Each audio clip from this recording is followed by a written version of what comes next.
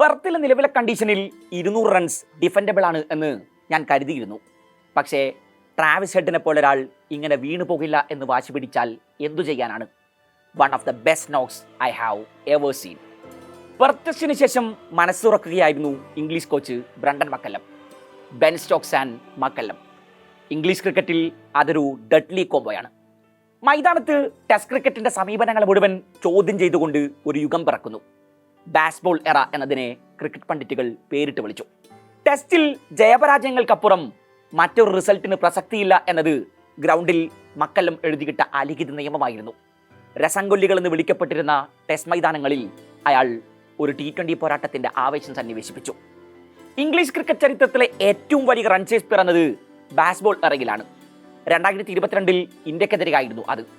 ജോ റൂട്ടും ജോണി ബെയർസ്റ്റോയും ചേർന്ന് അന്ന് ഇന്ത്യക്ക് നിലംപരിശാക്കി. ചേസ് ചെയ്തത് 378 റൺസ്, ജയം കുറിച്ചത് 7 വിക്കറ്റിന്. ഇതേ ഇന്ത്യക്കെതിരെയാണ് ടെസ്റ്റ് ക്രിക്കറ്റിലെ അവരുടെ ഏറ്റവും വലിയ രണ്ടാമത്തെ ചേസും പിറന്നത്. അത് സംഭവിച്ചിട്ട് മാസങ്ങളെ ആയിട്ടുള്ളൂ.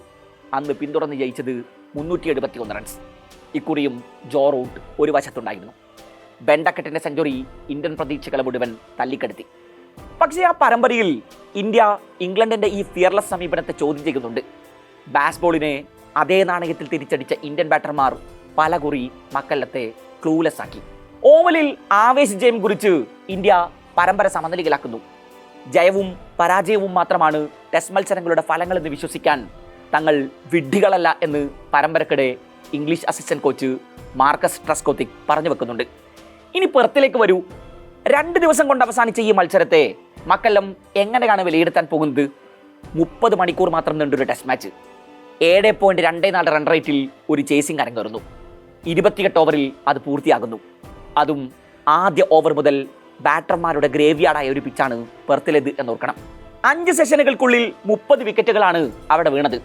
അതുകൊണ്ടൊക്കെ ആയിരിക്കണം 200 ഡിഫൻഡബിൾ ആണെന്ന് മക്കല്ലം കരുതിയത്.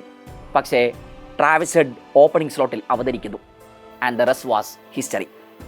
ജയിച്ചത് ഓസ്ട്രേലിയയാണ് എന്നതൊക്കെ ശരി തന്നെ. എന്നാൽ പെർത്ത് ടെസ്റ്റ് 2 ദിവസം കൊണ്ട് അവസാനിച്ചതോടെ കോടികളുടെ നഷ്ടമാണ് ക്രിക്കറ്റ് ഓസ്ട്രേലിയക്ക് ഉണ്ടായത്. പെർത്ത് ഗാലറി ആദ്യ ദിനം മുതൽ തന്നെ നിറഞ്ഞു കവിഞ്ഞിരുന്നു. 1 ലക്ഷത്തിലധികം കാണികളാണ് 2 ദിവസങ്ങളിലായി ആദ്യ ടെസ്റ്റ് കാണാനെത്തിയത്. വെള്ളിയാഴ്ച 51,531 പേരും രണ്ടാം ദിവസമായ ഇന്നലെ 49,983 പേരും സ്റ്റേഡിയത്തെത്തി. 3-ാം ദിവസത്തെ ടിക്കറ്റുകളും പൂർണ്ണമായി വിറ്റഴിഞ്ഞിരുന്നു. ഈ തുക ടിക്കറ്റ് ബുക്ക് ചെയ്തവർക്ക് ക്രിക്കറ്റ് ഓസ്ട്രേലിയ തിരിച്ചു നൽകണം. $3 മില്യൺ നഷ്ടം ബോർഡിനുണ്ടാകും എന്നാണ് കരുതപ്പെടുന്നത്. മത്സരശേഷം 3-ാം ദിവസത്തേക്കുള്ള ടിക്കറ്റ് ബുക്ക് ചെയ്ത ആരാധകരോട് ട്രാവിസ് ഹെഡ് ക്ഷമാപണം നടത്തുന്നുണ്ട്. 52 റൺസിന് മുകളിൽ ഒരൊറ്റയാൾ പോലും സ്കോർ ചെയ്യാത്ത ഈ പിച്ചിൽ, ഇരു ടീമുകളിലെയും വേഗപ്പന്തുകാർ തീതുപ്പിക്കൊണ്ടിരിക്കുന്ന ഒരു പിച്ചിൽ ട്രാവിസ് ഹെഡ് T20 മോഡിൽ ബാറ്റ് വീശി എന്നാൽ ഫിനോമിനൽ എന്നല്ലാതെ മറ്റൊന്നും അതിനെ വിശേഷിപ്പിക്കാനാകില്ല. ഡേവിഡ് വാർണർ പടിയിറങ്ങിയതിനു ശേഷം ഓപ്പണിംഗ് സ്ലോട്ടിൽ 6ഓളം പരീക്ഷണങ്ങൾ ഓസ്ട്രേലിയ നടത്തിയിട്ടുണ്ട്. എന്നാൽ അതൊന്നും അത്ര കണ്ടെങ്കിൽ വിജയമായിരുന്നില്ല. ഹവാജ പരിക്കേറ്റ് പുറത്താണ്. അരങ്ങേറ്റക്കാരൻ വെതറാൾഡാണ് കൂടെ. ആദ്യ വിക്കറ്റിൽ 75 റൺസിൻ്റെ പാർട്ട്ണർഷിപ്പ്. 2-ാം വിക്കറ്റിൽ ലബൂഷൈനൊപ്പം സെഞ്ചുറി കൂട്ടുകെട്ട്. ആഷസ് ഹിസ്റ്ററിയിലെ ഏറ്റവും വേഗതയേറിയ 2ാമത്തെ സെഞ്ചുറിയാണ് ഇന്നലെ ഹെഡിൻ്റെ ബാറ്റിൽ നിന്ന് പറഞ്ഞത്. 69 പന്തിൽ നിന്നയാൾ 3 അക്കം തൊടുന്നു. അടിച്ചുകൂട്ടിയത് 16 ഫോറും 4 സിക്സും. ബാറ്റ് വീശിയത് 148 സ്ട്രൈക്ക് റേറ്റിൽ. The distraction mode on. അയാൾ ക്രീസിൽ നിലയുറപ്പിച്ച് കഴിഞ്ഞാൽ പിന്നെ ബോളർമാർ നിസ്സഹായരായി മൈതാനത്ത് നിൽക്കുന്നത് നിങ്ങൾക്ക് കാണാം. ഇന്ത്യൻ ആരാധകർക്ക് അയാളെക്കുറിച്ച് അധികം പഠിപ്പിച്ചു തരേണ്ടതില്ലല്ലോ. അഹമ്മദാബാദിൽ വച്ചന്ന് രോഹിത് ശർമ്മയെ കാഴ്ചക്കാരനാക്കി നിർത്തി അയാൾ ആ കിരീടവും കൊത്തി പറഞ്ഞത് അത്ര പെട്ടെന്നൊന്നും മറക്കാനാകില്ല നമുക്ക്.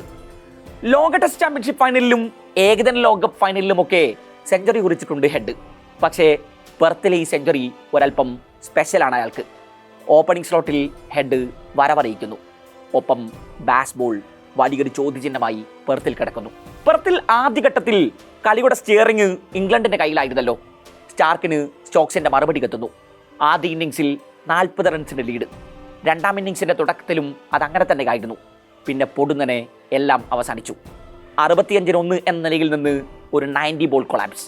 88-6 സ്കോട്ട് ബോളൺ തീതുപ്പി. ഇംഗ്ലണ്ടിൻ്റെ അറ്റാക്കിംഗ് മിഡിൽ ഓർഡറിനെ പൊളിക്കാൻ ഔട്ട്സൈഡ് ഓഫ് സ്റ്റംപിൽ നിരന്തരം ഓസീസ് ബോളർമാർ പന്തെറിയുന്നു. അതൊരു പ്രലോഭനമായിരുന്നു. പോപ്പും റൂട്ടും ബ്രൂക്കും ആ ചൂണ്ടയിൽ കൊത്തി. ലീവ് ചെയ്യാമായിരുന്ന പന്തുകളിലാണ് മൂവരും വീണത്. സ്റ്റോക്സും റൂട്ടും ഒരിക്കൽ കൂടി സ്റ്റാർക്കിന് മുന്നിൽ ആയുധം വെച്ച് കീഴടങ്ങി. 11 തവണയാണ് സ്റ്റോക്സ് ഇതുവരെ സ്റ്റാർക്കിന് മുന്നിൽ വീണത് എങ്കിൽ 10 തവണയാണ് റൂട്ട് വീണത്. റൂട്ടിന്റെ വിക്കറ്റ് വീഴുമ്പോൾ കമന്ററി ബോക്സിൽ സ്റ്റുവർട്ട് ബ്രോഡ് ഉണ്ടായിരുന്നു. അയാൾ കണ്ണു തുടച്ചു.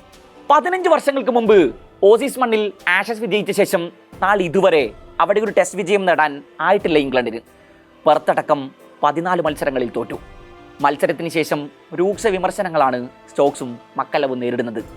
മുൻ ഇംഗ്ലീഷ് താരം ജിയോഫറി ബോയ്കോട്ട് എഴുതിയത് ഇങ്ങനെ: ഒരേ വിഡ്ഢിത്തം ആവർത്തിച്ച് മത്സരങ്ങൾ കളഞ്ഞുകുളിക്കുന്നത് സ്റ്റോക്സിന് ഇപ്പോൾ ഒരു ശീലമായിട്ടുണ്ട്.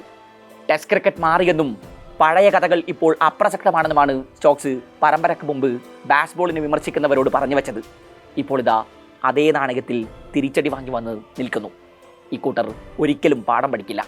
കാരണം തങ്ങളുടെ സർക്കിളിന് പുറത്തു നിന്ന് വരുന്ന വിമർശനങ്ങളെ അവർ ചെവിക്കൊള്ളില്ല എന്നത് തന്നെ. മക്കല്ലത്തിൻ്റെ തലപുകയൊന്നുണ്ടാകും ഇപ്പോൾ. തൻ്റെ ഫിലോസഫികളിൽ മാറ്റം വരുത്താൻ അയാൾ തയ്യാറാകുമോ? അതോ ഓസ്ട്രേലിയൻ മണ്ണിൽ ഒരിക്കൽ കൂടി വീഴാനാകുമോ വിധി?